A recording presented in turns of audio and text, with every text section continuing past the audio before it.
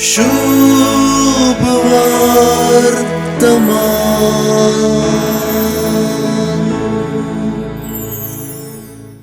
जेजून दोगां बाबांक पेद्रो आनी आंद्रेक येया म्हज्या फाटल्यान आनी हांव तुमकां मनशांचे पागी करतलो म्हळें.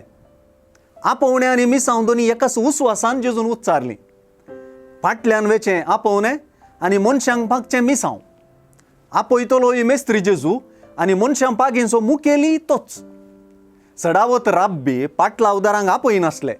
शीज जावंक म्हण आसले ते जावन तांचो पाटलाव करून येताले. पूण जेजू हांगा आपलो पाटलाव करूंक आपयता. तें आपोवणें तक्षण, ताका जापय तक्षण. पयल्या बाबावांनी पेद्रो आनी आंद्रू जाळां तडीर सोडलीं आनी दुसऱ्या बाबावांनी जेबेदावाच्या पुता जुआंव आनी जाकोबान जाळां आनी बापायक दोगांयकी तडीर सोडून जेजू फाटल्यान ते चलते रावले. येया म्हज्या फाटल्यान म्हणल्या उतरांनी विशेश आमसोर आसा. तें एक आपोवणें म्हणच्या की तो एक आदेश म्हणयेत. तातूंत एक प्रावादपण आसा. मनशांचे पागी करतलो म्हणल्या उतरांनी स्पश्टताय दिसना.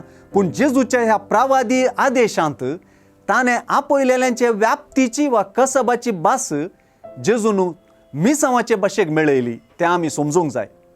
हें मनशांक पागचें मिसांव आपले सुवार्तेंत अध्याय 4 वाक्य 20 आनी 3 हांगासर सुवार्तेकार माथेवान विवरिलां.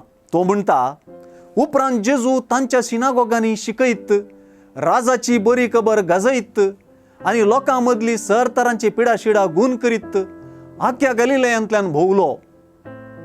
हेंच तें मनशांक पागचें काम, जें त्या गलिलयाच्या पागींक जेजून आपलो पाटलाव करच्या मुखांतर करूंक फरमायलें. आनी आज आमी फेस्त करचो आपोस्तल आंद्रू मनशांक पागूनूच गेलो, सुवार्ता गाजोवनूच गेलो, आखेर पर्यांत कुर्सायिल्ल्या जेजू खातीर आपूण कुर्सार मोरता पर्यांत. शुभ वर्तमान.